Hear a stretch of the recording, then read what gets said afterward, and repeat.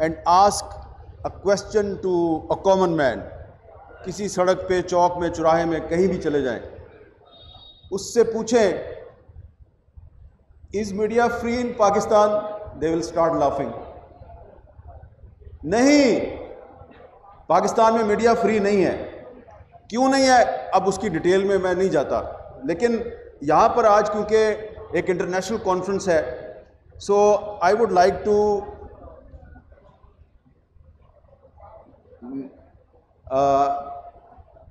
mention something which is very important not only for Pakistan but whole of the South Asia. Sometime back this year in 2021, the Reporters Without Border, they issued a list of press freedom predators. आज़ादी सहाफ़त के दुश्मनों की एक list जारी की गई है। 37 head of the states are included in that list. आज़ादी सहाफ़त के 37 दुश्मन, कोई सदर है, कोई वज़ीर आज़म है। Out of those 37 people, this is very interesting that the Prime Minister of Pakistan, Imran Khan, is there, Prime Minister of India, Narendra Modi, is there, Prime Minister of Bangladesh, Hasina Wajid, is there, and President of Sri Lanka, Rajapaksa, is there. This is a matter of shame for the whole of South Asia. हमारे south Asia के ये 4 अहम मुल्क हैं, चारों जगह पे democracy है, जमहूरियत है, पाकिस्तान, इंडिया, बांग्लादेश, श्रीलंका, और आरएसएफ कह रही है कि ये चारों मुल्क जो हैं, इनके जो प्राइम मिनिस्टर और प्रेसिडेंट हैं, ये सहाफ़त के दुश्मन हैं। अब some people in Pakistan, they may claim that, oh no, you are wrong. The press is free in Pakistan, like the Chief Justice of Pakistan was making a claim here some time back that the judiciary is free in Pakistan. So he was making this claim. So many people in Pakistan, they will make this claim that the media is free in Pakistan. Okay, so if the media is free in Pakistan, so there is a gentleman sitting in the audience, his name is Matiullah Jan, and he was kidnapped from Islamabad, and he is a journalist, and when he was kidnapped, so almost all the TV channels in Pakistan, they aired the CCTV footage of those people who were in uniform and they were kidnapping him, and their faces were very clear in that footage. Matiullah Jan came back after 24 hours, but the Chief Justice of Pakistan, he called the Islamabad police and other security agencies, and he asked them that who is responsible for that. Matiullah Jan is sitting there, and he will not deny my claim. Everybody is aware that who kidnapped Matiullah Jan, but the police and the other security agencies, they lack courage to tell the Supreme Court of Pakistan that who kidnapped him. Same is the case with the journalist Asad Tur. He was also beaten in Islamabad, and a police report was registered in Islamabad 6 months back. The Home Minister, Mr. Sheikh Rashid, he made a claim that we will arrest the culprits very soon. Now 6 months have been passed, and there is no development in that case. Same is the case of Absar Alam, who was shot in Islamabad. So these cases were registered in Islamabad, not in other part of Pakistan. So Zarar Khoda Sahab, you can judge, and you the lawyer, registered in Islamabad, not in other part of Pakistan. So Zarar Khoda Sahab, you can judge, and you the lawyers and the human rights activists, the civil society members, you are present and you know that who is doing all that. So you see, when somebody claims that judiciary is free in Pakistan, or somebody claims that media is free in Pakistan, I very humbly disagree with all those people, including the Chief Justice of Pakistan, because he said that मेरी court free है. बिल्कुल आपकी एक राय है, लेकिन मतीउल्लाह जान के मामले में हमें नज़र नहीं आया.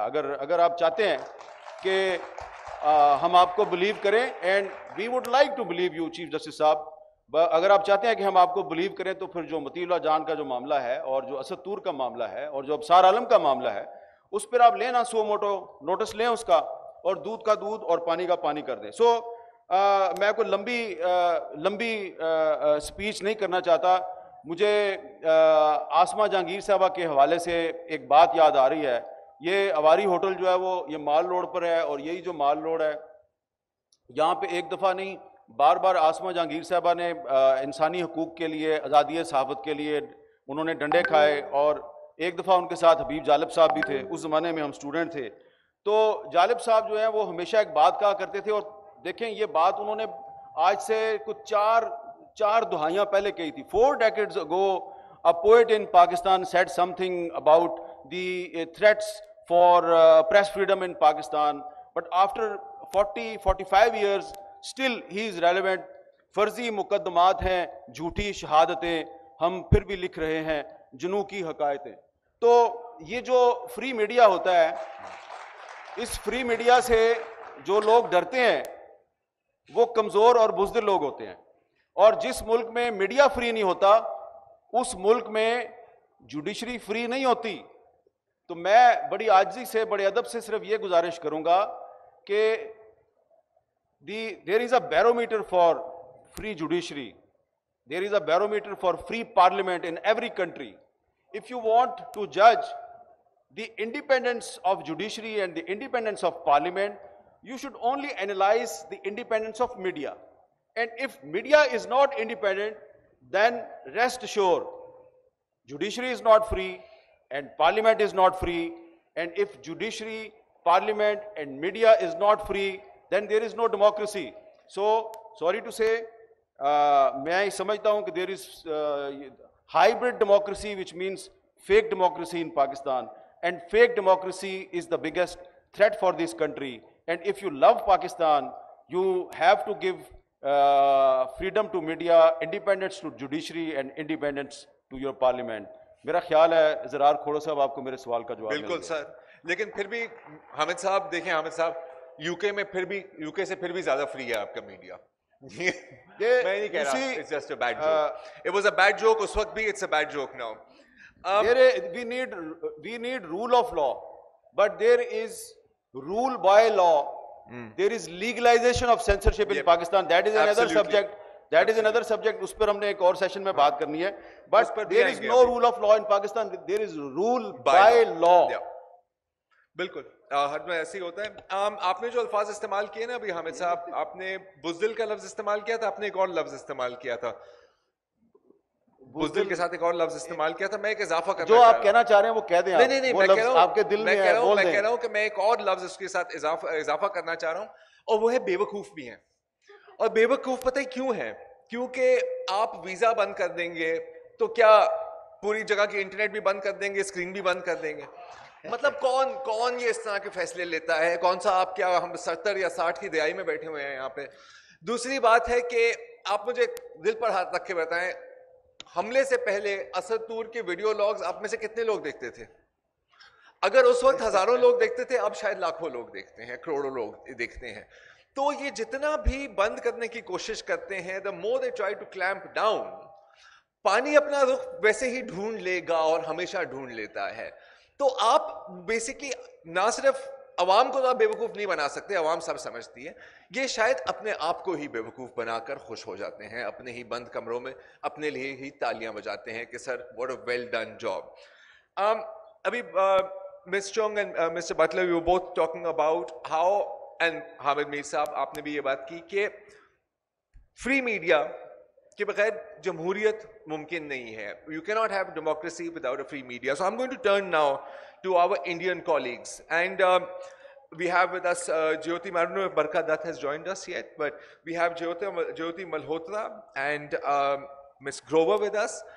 And I just want to ask you, first I want to just make a statement, Ji, ke I have to confess, myself and a lot of people, I think in this country, there was a time when we'd look across the border with a mixture of envy and admiration, you know, कि जैसा भी है एक democratic process है, एक secularism है constitutionally enshrined, एक चीज आगे चल रही है. Now when we look at it, it looks like a cautionary tale. So, Miss Jyoti, I'm sorry, I keep calling you Miss Malhotra. Jyoti, I want to come to you that in this atmosphere, I mean, where we see large parts of the electronic media sort of fanning the flames of hatred, we see state, again, जैसे अभी हामिद मीर साहब ने कहा, again ruled by law.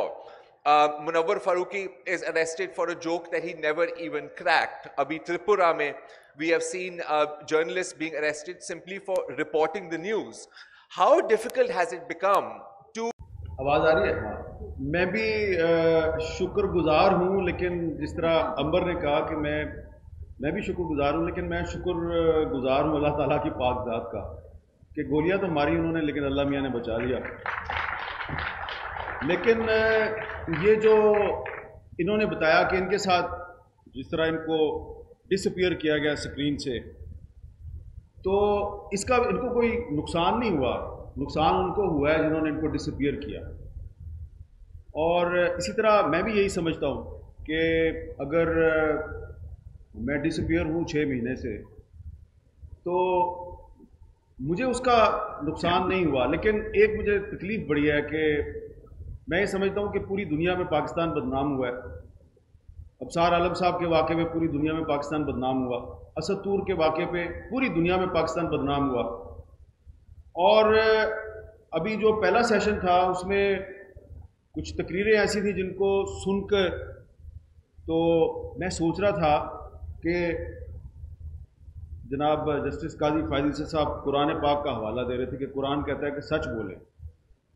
तो हम आजकल selective सच बोलते हैं. प्रॉब्लम ये है, मसलन एक एफिडेविट आया पिछले दिनों. उस एफिडेविट में बताया गया जी कि एक साबिक चीफ जस्टिस साहब जो है उन्होंने फलां जज साहब को फ़ोन किया था. वो एक दावा है, एक स्टेटमेंट है एफिडेविट की सूरत में, लेकिन वो भी एक वर्जन है. उसको भी कुछ लोगों के ख्याल में रिपोर्ट होना चाहिए, कुछ लोगों के ख्याल में नहीं रिपोर्ट होना चाहिए. लेकिन जो लोग उसके हक में आर्गूमेंट्स दे रहे हैं वो कह रहे हैं जी कि ये तो बड़ा ज़रूरी था, इसको रिपोर्ट करना बड़ा ज़रूरी था. मैं उनसे एग्री करता हूँ. तो फिर ये रिपोर्ट करना भी तो ज़रूरी है कि मतीउल्लाह जान को किसने किडनैप किया था. फिर ये रिपोर्ट करना भी तो ज़रूरी है कि अबसार आलम को गोली किसने मारी. फिर ये रिपोर्ट करना भी ज़रूरी है कि असद तूर की जो FIR है उसमें क्या लिखा हुआ है, और ये कौन रिपोर्ट करेगा. ये आम वर्किंग जर्नलिस्ट रिपोर्टर ने रिपोर्ट नहीं करना. ये उन्होंने रिपोर्ट करना है जिनको कॉल आती है, टेलीफोन कॉल. यानी आप एक चीफ जस्टिस टेलीफोन कॉल कर रहा है, आप उसकी खबर बना के छाप रहे हैं, ज़रूर छापें, 100 दफ़ा छापें. लेकिन जब आपको कोई टेलीफोन कॉल करता है कि फ़लाँ रिपोर्टर की खबर गायब कर दो, और फ़लाँ अंबर शमसी साहबा जो है उनको कहे कि अब आप टीवी चैनल पे नहीं आ सकती हैं, आपकी छुट्टी हो गई. ये टेलीफोन कॉल किसको आती है? ये मैनेजमेंट को आती है, ये ओनर्स को आती है. उनको चाहिए ना ज़रा ये भी सच पाकिस्तान के अवाम के सामने ले आएँ. तो इसलिए थोड़ी सी मैंने एक दफ़ा फिर करेज हासिल की कि ज़रा बता दें लोगों को, चले आप अपने टीवी चैनल पे खबर नहीं चला सकते, अपने अखबार पे खबर नहीं चला सकते, मतीउल्लाह जान की तरह एक वीलॉग कर दें कि वो मुझे फ़लाँ साहब ने कॉल की है कि मंजूर पश्तीन का या मोहसन दावड़ का कोई बयान जो है वो टीवी चैनल या अखबार पे नहीं आएगा. अली वज़ीर पे जो केस चल रहा है उसकी हेयरिंग जिस अदालत में हो रही है उसकी प्रोसीडिंग रिपोर्ट नहीं होगी. तो ये जो हम सिलेक्टिव सच बोल के और फिर अलंबरदार बन जाते हैं आज़ादी सहाफ़त के, ये जो है ना मुनाफ़िकत, ये ख़त्म होनी चाहिए. क्योंकि आप कहते हैं जी हम सारे मुसलमान हैं, तो अगर आप वाकई मुसलमान हैं तो फिर एक सच्चे मुसलमान की हैसियत से जो टेलीफोन कॉल करता है उसका भी नाम बताएं, और जो आप लोग खुद रिसीव करते हैं और फिर उसको इम्प्लीमेंट करते हैं. अब मैंने ये नसीम ज़हरा साहबा ने खुद ही बता दिया. पिछले दिनों इन्होंने एक अपने टॉक शो में मुझे बुला लिया और उसके बाद इन्होंने मुझे नहीं बताया, लेकिन इन्होंने आज खुद ही बता दिया कि इनको कन्वे किया गया कि आइंदा नहीं बुलाना। वो कौन कन्वे करता है? ठीक है ना, ये वही कन्वे करते हैं जिनको ना अबसार आलम अच्छा लगता है, ना मतीला जान अच्छा लगता है, ना अंबर शमसी अच्छी, कोई भी अच्छा नहीं लगता। कभी आपको कोई चीफ सुप्रीम कोर्ट का जज अच्छा नहीं लगता, कभी आपको कोई जर्नलिस्ट अच्छा नहीं लगता, कभी आपको कोई वकील अच्छा नहीं लगता, कभी आपको कोई सियासतदान अच्छा नहीं लगता। तो लेकिन फिर आप इतने मुहिब वतन हैं, फिर आप पार्लियामेंट में कुलभूषण यादव के हक में लेजिस्लेशन करते हैं और कहते हैं कि ये तो बड़ा नेशनल इंटरेस्ट था भाई, ये बड़ा ज़रूरी था, हमने बहुत, ये तो वरना पाकिस्तान पर पाबंदियां लग जाती, पाकिस्तान पे यूनाइटेड नेशंस की सिक्योरिटी काउंसिल पाबंदियां लगा देती। तो ये जो बैंड आउटफिट के साथ आप मुआहदे कर रहे हैं, इससे पाबंदियां नहीं लगती। ये सच क्यों नहीं बताते आप? तो मैं समझता हूं कि पिछले सेशन में भी ये कह रहा था कि हमारे ऑनरेबल चीफ जस्टिस साहब ने आज इस डाइस पे खड़े होकर दावा किया है कि पाकिस्तान में जुडिशरी आज़ाद है।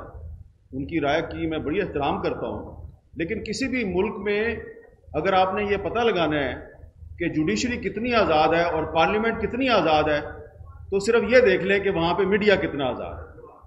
तो अगर तो मीडिया आज़ाद नहीं है तो फिर आई एम सॉरी टू से, फिर ना जुडिशरी आज़ाद है, फिर ना पार्लियामेंट आज़ाद है। पार्लियामेंट कितनी आज़ाद है कल आपको पता चल गया है। Upper house of the parliament है सेनेट, वहाँ पे ऑपोजिशन की मेजॉरिटी है। कल भी गवर्नमेंट ने वहाँ से अपने तमाम बिल मंजूर करवा लिए। तो कितनी है जी जनाब ये आज़ाद पार्लियामेंट? तो इसलिए ये बड़ा आसान है। जो लोग कहते हैं कि पाकिस्तान में मीडिया आज़ाद है, वो देख ले कि मीडिया कितना आज़ाद है। ये 1 2 3 4 5 मिसालें आपके सामने बैठी हुई हैं और हर एक की अपनी एक कहानी है, और इन सब कहानियों की एक कहानी, पाकिस्तान में मीडिया आज़ाद नहीं है। तो जिन लोगों ने पाकिस्तान में मीडिया को पाबंद किया हुआ है, उन्होंने पाकिस्तान को पाबंद किया हुआ है। वो पाकिस्तान के आइन और पाकिस्तान की इंटेग्रिटी के दुश्मन है। ये बात आप 1971 में नहीं मानते थे, वक्त और हालात ने साबित किया। आप आज ये नहीं मान रहे, लेकिन ये जो आज के हालात है ना, इनको मानने के लिए आपको 50 साल इंतज़ार नहीं करना पड़ेगा, क्योंकि 71 को तो आज 2021 में 50 साल हो गए हैं। ये जो आज आप कर रहे हैं पाकिस्तान के साथ, ये अल्लाह ना करे जो आप कर रहे हैं, वो अली अहमद कुर्द साहब बिल्कुल सही कह रहे थे कि ये आपकी मुट्ठी से रेत की तरह जो है ना चीज़ें जो है वो निकल रही हैं। अल्लाह करे ऐसा ना हो, लेकिन ये अब ज़्यादा चलेगा नहीं।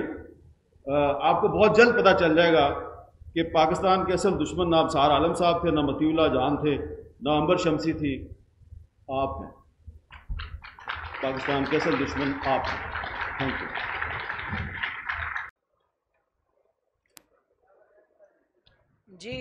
जी, मेरा नाम मुस्तनसर कामरान है। मेरा सवाल फ़ारूक तारक साहब से है। सवाल भी है और छोटा सा कमेंट भी है, क्योंकि जो कौमी आज़ादी होती है उसके बग़ैर जमहूरी आज़ादी नामुमकिन है, और जमहूरी आज़ादी के बग़ैर साफ़ी आज़ादी बिल्कुल ही उसका सवाल ही पैदा नहीं होता। तो अगर हम देखें जो हमारी मौजूदा सियासी जमातें हैं, जिसमें नून लीग, PTI और बाकी दीगर जितनी तंजीमें हैं, उसमें देखें तो जगीरदार और अशराफिया जो है वो बेसिकली उनकी गुमाश्ता है। अगर हम उन पार्टियों से कौमी, जमहूरी और साफ़ी आज़ादियों की उम्मीद रखें, तो क्या ये हमारे लिए एक ख्वाब नहीं है? पिछले ख़ास तौर पर 3-4 सालों में इस बहस में हम देख रहे हैं, कभी नून लीग की पर बहस हो रही होती है, कभी पीपल्स पार्टी पर बहस हो रही होती है, लेकिन असल चीज़ है आवाम। जिस तरह वो कह रहे हैं कि ये आवाम की आज़ादी से मुमकिन होगा, तो आवाम की आज़ादी की बात हमें कहीं नज़र नहीं आ रही। तो मैं आपसे ये सवाल है कि आप क्या समझते हैं कि कौमी, जमहूरी और साफ़ी आज़ादी आवाम के ज़रिए कैसे ली जा सकती है? आपका इस पर क्या जवाब? जी शुक्रिया। देखें, हम right two of self determination के हक़ में हैं और कौमों को अपनी मुस्तकबिल का फ़ैसला करने की इजाज़त होनी चाहिए। और ये पाकिस्तान के अंदर ये एक हकीकत है कि पाकिस्तान के अंदर कौमी इस्तेसाल बड़ी नंगी शक्ल में मौजूद है। हम उसका इजहार जो है वो बलूचिस्तान में देखते हैं, हम सिंध अंदरून के अंदर देखते हैं, हम KP में देखते हैं, गिलगित बल्तिस्तान में देखते हैं, पाकिस्तानी कश्मीर में देखते हैं कि हमें मज़लूम तबकात की जब भी आवाज़ उठती है कौमों से, और दूसरा उनके जो अपने वसाइल हैं उन पर उनका कंट्रोल नहीं है, उनके फ़ैसले कहीं और होते हैं। मसलन गिलगित बल्तिस्तान के फ़ैसले पाकिस्तान से अंदर सारे होते हैं, बलूचिस्तान के अंदर भी जो फ़ैसले हैं वो यहीं से होके जाते हैं। तो हम चाहते हैं कि पाकिस्तान के अंदर आइन के अंदर इतनी गुंजाइश मौजूद है इस वक्त कि जो कौमें हैं वो अपने वसाइल के ऊपर कंट्रोल हासिल कर सकें। हमें ये बिल्कुल बात पता है कि जो बड़ी सियासी पार्टियां हैं वो उस तरह खुल कर कौमों के इस्तेसाल के ख़िलाफ़ आवाज़ बुलंद नहीं करती, उनकी राइट ऑफ सेल्फ डिटर्मिनेशन की बात नहीं करती। और हम तो ये भी कहते हैं कि अगर कोई कौम अपनी मर्ज़ी से एक जमहूरी तरीके से अपना अलहदा इंडिपेंडेंट शनाख्त बनाना चाहती है, उसकी भी उसे आज़ादी होनी चाहिए। जब भी आप किसी कौम को रोकने की जबर के ज़रिए आप गोलियां मारकर आप उनको कंट्रोल करके कोशिश करेंगे तो ये कामयाब नहीं हो सकती। हम मज़लूम कौमों के हमें यह भी पता है कि पंजाब में जब हम मज़लूम कौमों के लिए आवाज़ बुलंद करते हैं तो वो बहुत बड़ी आवाज़ बनकर वहाँ पे गूंजती है। और ये फरीज़ा हम पंजाब से सर अंजाम देते हैं। लाहौर में हमने जब अकबर बुगटी को कत्ल किया, आसमा जंगीर की क़यादत में शदीद बारिश के अंदर हज़ारों हम लोगों ने यहाँ लाहौर में मुजाहरा किया। शुक्रिया तारिक सर, शुक्रिया जी जी जी जी भाई आप इधर सामने आप जी माइक ले आइएगा प्लीज़, माइक ले आइएगा, टाइम बचे ज़रा आफ्टर दैट। जी मेरा नाम कैसर खान है और मेरा ताल्लुक नया दौर वेब टीवी से है। मेरा कौन सवाल बोल रहा? हामिद मीर से है। और हामिद मीर साहब मैं आपसे ये जानना चाहूँगा कि जैसे कि अभी ISA की कमांड में चेंजिंग हो चुकी है और जनरल नदीम अंजुम अब जो है तो नए कमांडर होंगे, और हम ये कह सकते हैं कि अभी जो प्रो गवर्नमेंट एक एस्टेब्लिशमेंट के एलिमेंट्स थे वो चेंज हो रहे हैं, तो क्या हम उम्मीद कर सकते हैं नियर फ्यूचर के आपको हम दोबारा जो है तो वो स्क्रीन पर देख सकेंगे? ये आपने जो सवाल किया है माइक इसका जवाब ऑलरेडी मेरा ख्याल है कि नसीम ज़हरा साहब भी दे चुकी है और मैं भी दे चुका हूँ। देखिए ना, ये तो एक इंडिविजुअल का मसला नहीं है। अब जब 2014 में मेरे पे हमला हुआ था तो उस वक्त तो वो साहब नहीं थे जिनकी तरफ आपका इशारा है। 2007 में जब मेरे पर और बाकी लोगों पर पाबंदी लगी थी तो उस वक्त भी वो साहब नहीं थे। 2005 में जब PTV पे कहा गया ये एंटी स्टेट एलिमेंट है, उस वक्त के DG ISPR ने ये कहा था, तो उस वक्त भी तो ये मेरा ख्याल है कि इसमें आप लोगों को किसी गलतफहमी में नहीं रहना चाहिए और मैं भी किसी गलतफहमी में नहीं हूँ। और एक बात मैं और क्लियर कर दूँ कि मैं कोई मरा नहीं जा रहा कि जनाब मैं TV स्क्रीन पे ज़रूर आना है, ठीक है ना। ये आपने जितना अरसा मुझे बैन रखना है आप रखें, अपने तमाम शौक़ पूरे करें। एक आदमी था उसका नाम था परवेज़ मुशर्रफ, उसने भी अपना शौक़ पूरा किया था, उसने मेरे पे पाबंदी लगाई थी और आज वो पाकिस्तान में नहीं है, मैं पाकिस्तान में ही हूँ। हाँ, ये मैं आपको कमिटमेंट ज़रूर देता हूँ कि वो लोग जो ये चाहते हैं कि मैं पाकिस्तान छोड़ के चला जाऊँ, कहीं मैं पॉलिटिकल असाइलम ले लूँ, उनकी मैं ख्वाहिश पूरी नहीं करूँगा। और जो परवेज़ मुशर्रफ का हशर है, उस हशर से अगर कोई सबक नहीं सीख रहा तो वो देख ले कि आज भी एक आदमी गया है तो 1 साल बाद भी एक आदमी जाएगा, और जब वो जाएगा तो फिर उसके साथ भी वही होगा जो परवेज़ मुशर्रफ के साथ हुआ। थैंक यू जी। हाँ, you are not dying to come back Hamid, we would like to see you back and I am sure you will come back soon on the screen जी। Thank you ma'am. Fauzia Rana Aaj TV से। हामिद मीर साहब और अंबर साहिबा, आप दोनों से मेरा सवाल है कि पीपल्स पार्टी के सहाफ़ियों को लेबल किया जाता है कि पीपल्स पार्टी के सहाफ़ी, नून लीग के सहाफ़ी, PTI के सहाफ़ी, अब तो ISPR के सहाफ़ी भी आम बात होना शुरू हो गई है। हिंदुस्तान की बात करूँ तो RSS का जर्नलिज़म। तो मैं आप लोगों से ये पूछना चाहती हूँ, ये जो माफियाज़ हैं, इंडिपेंडेंट जर्नलिस्ट कहाँ हैं और जो हमें चैलेंजेस दरपेश हैं उन पर हम कैसे काबू पा सकते हैं? और ख़ास तौर पर जब हम जर्नलिज्म कर रहे होते हैं तो कुछ माफियाज़ भी होते हैं और सेट का प्रेशर भी होता है, तब भी हम जो ट्रू जर्नलिज्म करना चाहते हैं वो नहीं कर पाते। तो ये जो तमाम तर मल्टीपल चैलेंजेस हमें दरपेश हैं, अगर हम इंडिपेंडेंट जर्नलिज्म करना चाहते हैं तो इन पर कैसे काबू पाया जा सकता है इन चैलेंजेस से निपटने के लिए? Thank you. अंबर आप और फिर हम। ये जो लेबल करती, मेरी आवाज़ आ रही है? नहीं आ रही। हामिद आप अपना बंद कर लें। जी, ये जो लेबल्स लगते हैं, ये तासुर जो पैदा होता है, कुछ दुरुस्त भी होता है, कुछ नहीं भी होता है। मेरे ख्याल में कि उसको तो आप छोड़ दें, लेकिन मैं कहूँगी जो आज़ाद सहाफ़त जो भी करना चाहता है वो एक मीडिया इदारे के साथ मुंसलिक रहकर मुमकिन नहीं है। आपने जैसे कहा कि अगर फ़ोन कॉल्स नहीं आती, अगर सेठ मीडिया का होता है, कोई बिजनेस कारोबार का कोई मसला होता है, तो ये आई थिंक जो अब हमें नज़र आने लगा है कि आपने अपनी आज़ाद सहाफ़त करनी है तो आपने अपना ब्रांड इस्टेब्लिश करना है, आपने मुतबादल मीडिया का भी इस्तेमाल करना है, आपने लिखना है, आपने अपने वीलॉग्स करने हैं। तो आप अपनी नौकरी साथ साथ रखें ताकि थोड़ा बहुत रोज़ी रोटी और किचन चलता रहे, लेकिन आज़ाद सहाफ़त करनी है तो मुतबादल मीडिया का इस्तेमाल करना पड़ेगा, वरना तो कोई मुमकिन नहीं है। हामिद देखिए, मैं जी बार बार अपनी मिसाल नहीं देता, लेकिन देखिए आपके सवाल का बड़ा सिंपल सा जवाब है। मैं पहली दफ़ा नौकरी से निकला था 1994 में, उस वक्त पीपल्स पार्टी की हुकूमत थी, आम तासुर ये था मुझे पीपल्स पार्टी ने हुकूमत से निकाला है। दूसरी मरतबा मैं 1997 में मुझे I was forced to resign, I was editor of a newspaper, और उस वक्त के प्राइम मिनिस्टर थे जो उन्होंने बराह रास्त प्राइम मिनिस्टर हाउस में बुला के 4 सहाफ़ियों की मौजूदगी में मुझे कहा कि इस्तीफ़ा दो। मैंने जब इनकार किया तो उन्होंने मेरे चीफ एडिटर को गिरफ्तार कर लिया, and my chief editor called me from the हवाला थाने से फ़ोन किया, यार प्लीज़ रिज़ाइन कर दो। Then I resign. उस वक्त नवाज शरीफ वज़ीर आज़म थे। फिर 2007 में परवेज़ मुशर्रफ साहब ने पाबंदी लगाई, तो वो एक डिक्टेटर थे। अब इमरान खान साहब हुकूमत में है तो फिर मेरे पे पाबंदी है।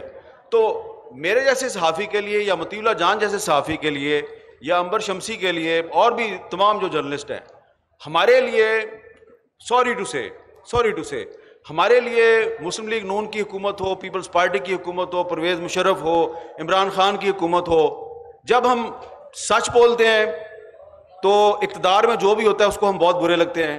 जब यही लोग ऑपोजिशन में आ जाते हैं तो वी बिकम देयर डार्लिंग्स। हम इनकी, अब आजकल मुस्लिम लीग नून और पीपल्स पार्टी वाले हमसे बड़ा प्यार करते हैं, कुछ साल पहले ये हमारे खिलाफ थे।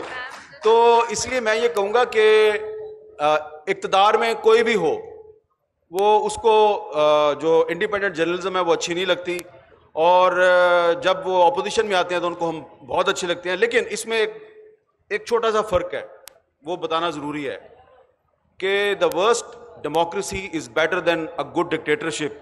सियासतदान कितना ही बुरा क्यों ना हो, वो एक बहुत अच्छे हसीन और जमील डिक्टेटर से 100 दर्जे अच्छा होता है।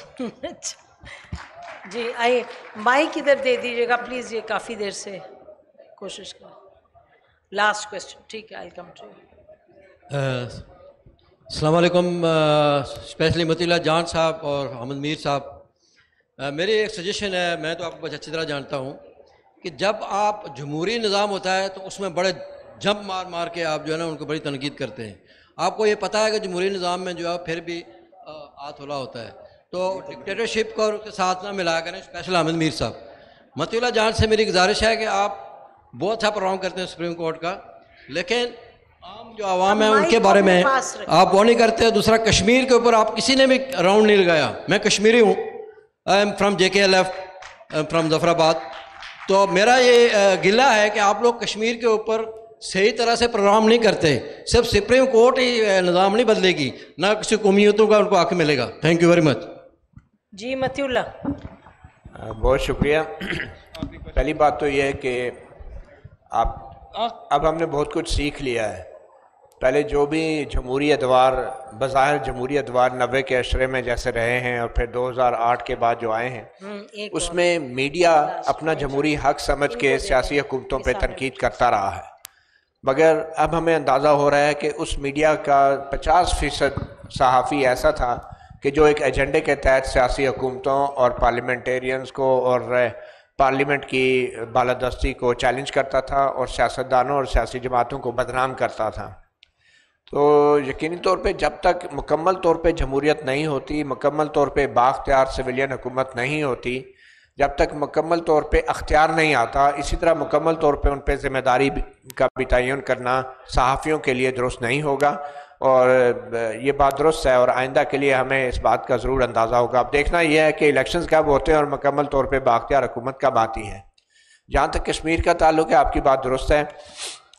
बदकिस्मती से कश्मीर में सहाफ़त करने के लिए आपको पता है उन लोगों से NOC चाहिए होता है कि जिन लोगों ने दिफाई तज्जियाकारी के लिए भी NOC जारी करना अपना हक समझ रखा है।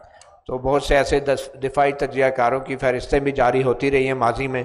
तो इसी तरह कश्मीर के अंदर भी जिस किस्म के वहाँ पे मीडिया है, और आई एम श्योर कश्मीर के अंदर भी बड़ा वाइब्रेंट मीडिया है, मगर वहाँ के जो हालात हैं, आप कश्मीरी हैं, आप हमसे बेहतर समझते हैं। हमारे लिए तो इस्लामाबाद ही कश्मीर बना हुआ है। मेरा ख्याल इस पर जी आखिरी सवाल। मेरा नाम नवाज़ है और हामिद मीर साहब, हम आपका सच दोबारा सुनना चाहते हैं। मेरा क्वेश्चन आपसे ये है कि आप अपना केस अदालत में क्यों नहीं ले जाते कि आपको दोबारा स्क्रीन पर आने दिया जाए?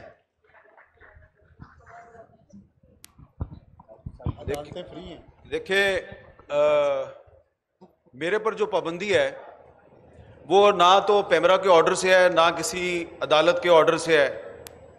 तो पिछले दिनों मेरे कुछ साथी गए थे अदालत में, तो उनका केस एक जज साहब ने शुरू किया, फिर वो दूसरे जज साहब आए, उन्होंने वो चेंज कर दिया।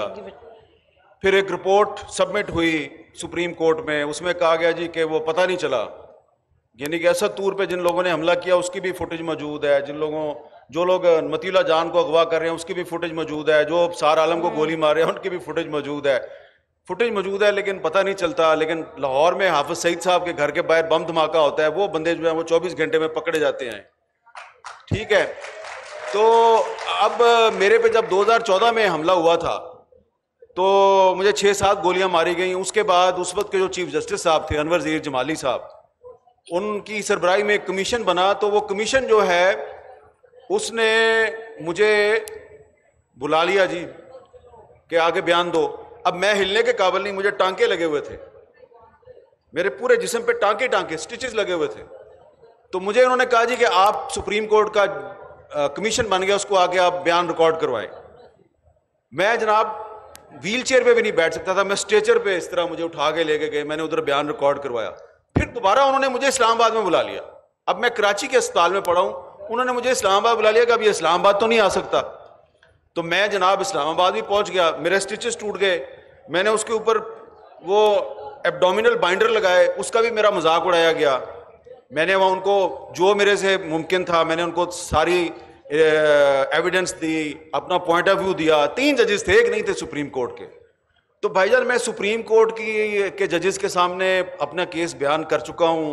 मेरे साथी जो हैं, ये सार साहब बैठे हैं, ये मतीला जान साहब बैठे हैं, ये सारे जो हैं, मैं किसी अदारे की तौहीन नहीं कर रहा, लेकिन हम आजमा चुके हैं।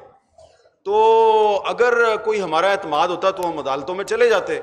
अब चीफ जस्टिस साहब जो हैं, ऑनरेबल चीफ जस्टिस साहब, उनको अपने आप पे बहुत एतमाद है, मैं उनके एतमाद को चैलेंज नहीं करता, लेकिन मुझे नहीं है एतमाद, मैं उनके पास नहीं जाता। मेरा फैसला अल्लाह करेगा। Thank you. अच्छा, लास्ट क्वेश्चन। अस्सलाम वालेकुम, मेरा नाम हरीश कुमार है, मैं थर पार्कर से हूँ, मैं हिंदू कम्युनिटी से बिलोंग करता हूँ, पंजाब यूनिवर्सिटी का स्टूडेंट हूँ।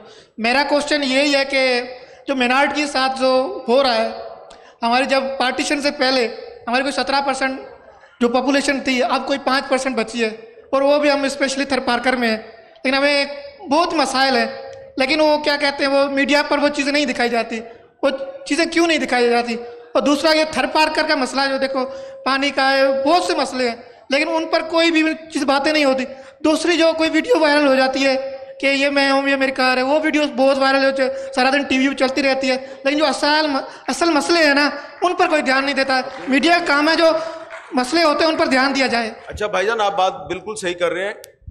देखिए, इस वक्त तो पाकिस्तान की जो मेजॉरिटी है, आप कह रहे हैं आप माइनॉरिटी में हैं, तो मैं तो कह रहा हूं हम तो इस वक्त मेजॉरिटी की बात करें। मेजॉरिटी इस वक्त होस्टेज है, तो जब मेजॉरिटी जो है वो आज़ाद हो जाएगी तो इंशाल्लाह ताला माइनॉरिटीज़ के जो हकूक़ हैं वो भी उनको मिल जाएंगे। तो पहले आप हमारे साथ मिलकर मेजॉरिटी को आज़ादी दिलवाएं, फिर हम आपके साथ मिलके आपको ये हकूक़ की जंग लड़ेंगे। अब्सार, एनीबॉडी एल्स? अब्सार, आप कुछ कमेंट करना चाहते हैं इस पे? मतीउल्लाह, आप कुछ कहना चाहते हैं? जी, मुख्तसरन ये कहूँगा, अहमद मीर ने दुरुस्त बात की। हमें जिस माइनॉरिटी के जबर का सामना है, वो माइनॉरिटी बड़ी ताकतवर है।